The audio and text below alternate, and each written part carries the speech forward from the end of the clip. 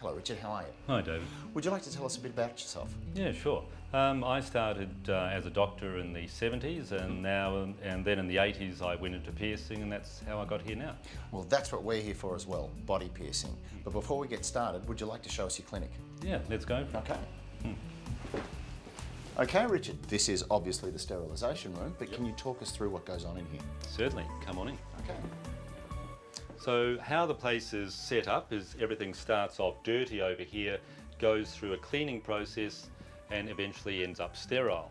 So dirty tools that have been used, or equipment or jewellery, is put in here.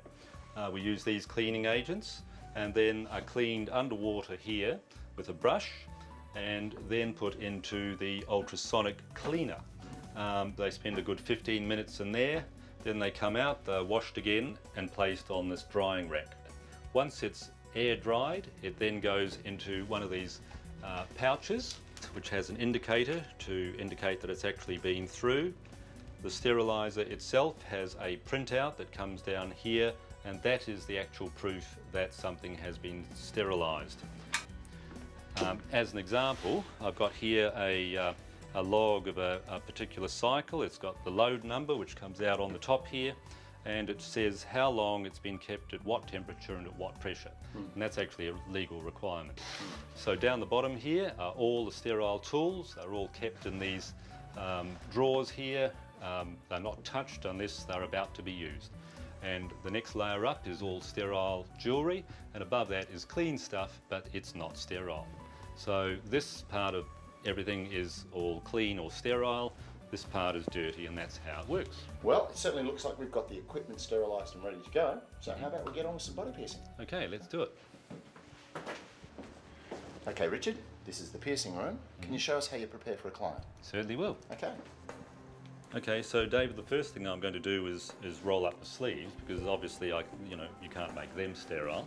And I'm going to wash my hands over here, and I've got a basin which has these little seeing eyes, and it turns on without me actually touching it.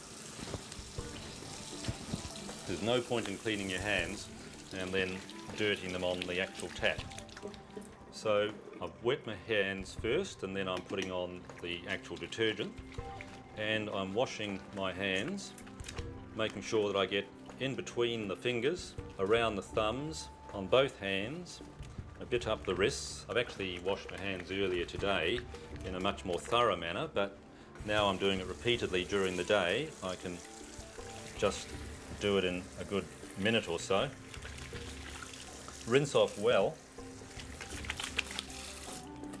and then I've got these dry paper towels, of which we go through thousands. Very important to dry off the hands completely, because you actually can't get these gloves on if you don't.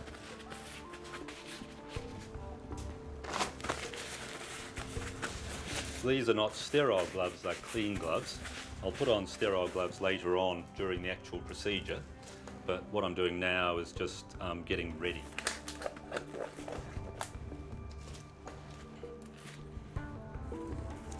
Over here I've got sterile dressing packs that I use each time, and I actually show these to the clients so that they know that everything's being done in a proper manner, and that they don't have nightmares at night.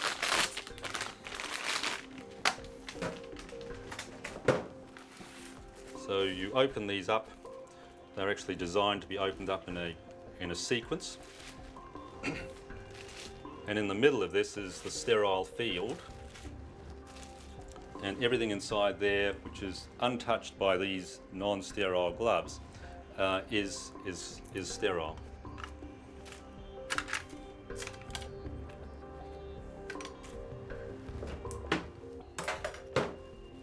I go up here, I get one of the needles that I need. Again, this is a single-use thing. Open that up and drop it in the middle there. I use iodine on the skin as a disinfectant. I put some of that off to the side here. And the other things I need for marking out the client are a toothpick and a little bit of gentian violet, which is a dye I use for marking out piercings. I'll do that a little bit later. I better go and get my client now.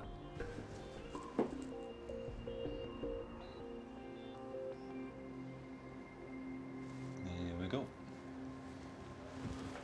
Before we lie our client down, I'll just put a bluey just underneath her torso there, where her skin will be bare, and that's for her protection, and also one just here for her head. So please lie down, head at the top. Good. But the next thing I'm going to do is just check with the client to make sure that the jewellery I'm going to be putting into them is in fact the right jewellery. And is that the jewellery you're thinking of? Excellent. Right, so I take that jewellery and very carefully open that over the sterile field and drop it on there without touching the blue thing. Dump that. Here also most piercers use a clamp. I open the clamp and drop that onto the sterile field without touching it. Are you allergic to iodine at all? No. No. So I'll put iodine on the navel all around it and deep inside it. And while I'm waiting for that to dry, I need to put on my apron.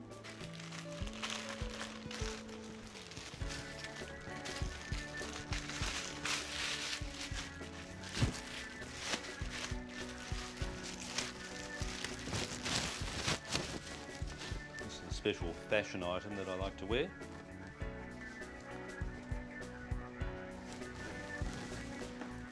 And the ever so wonderful mask.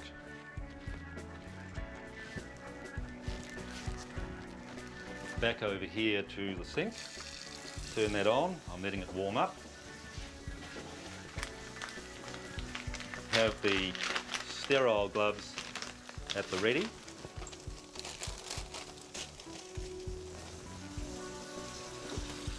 Wash the hands again.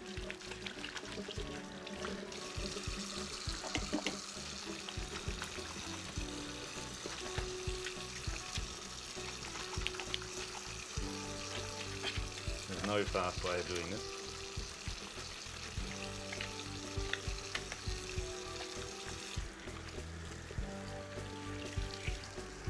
The sterile gloves are expensive, and paper is cheap, so really important to dry off really well. If you try putting sterile gloves on when your hands are wet, it never works.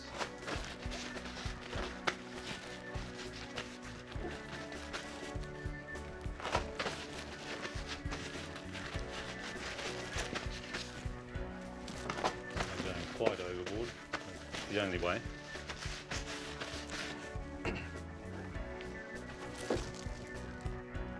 So to put on sterile gloves, you grab them by the inside,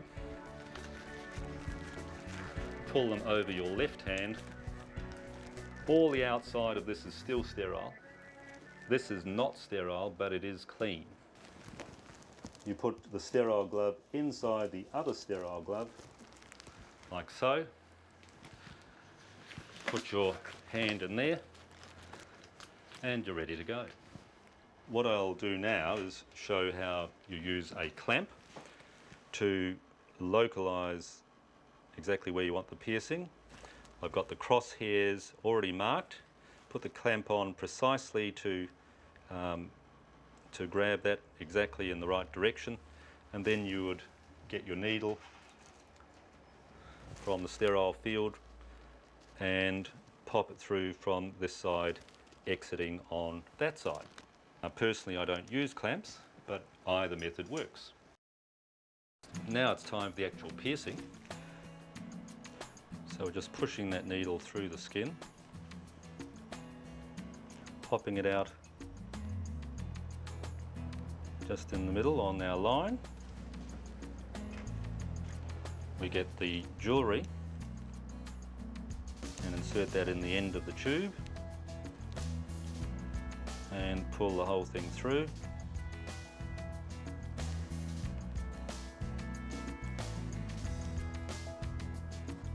There we are. Dump that in the sharps container. Just realigning the jewellery. From our sterile field, I've got the ball. I pop the ball in and it's done. Okay, very important to of course get rid of your sharps. I just literally drop that in, I don't put my hand in. I'm going to cover this up with a sterile dressing to make sure that the client can't touch it right now, but it's very important that they look after it correctly afterwards, and we give them written aftercare instructions, but I would like to reinforce things by asking the client a few questions like I'll do now. So, do you ever touch money? Right, well, the problem in life is that we are forever catching germs on our hands, right? We touch money, which is covered in other people's horrible things, and we touch elevator buttons and we hop in buses and so on. Our hands are constantly touching other things in the environment covered in germs, and so if you touch your piercing with unwashed hands, it's going to get infected. So the big message to you is always wash your hands before touching your piercing. If you do that, you shouldn't get an infection after you leave here. Okay? Well, Richard, thank you so much for showing us best practice in body piercing. Good. We understand you've got clients waiting and we'll leave you to it. Thank you very much. Till next time. Cheers. See you later. If you'd like more information, please visit the New South Wales Health website, health.nsw.gov.au, and click on S for Skin Penetration Industries in the A to Z of Health Topics menu.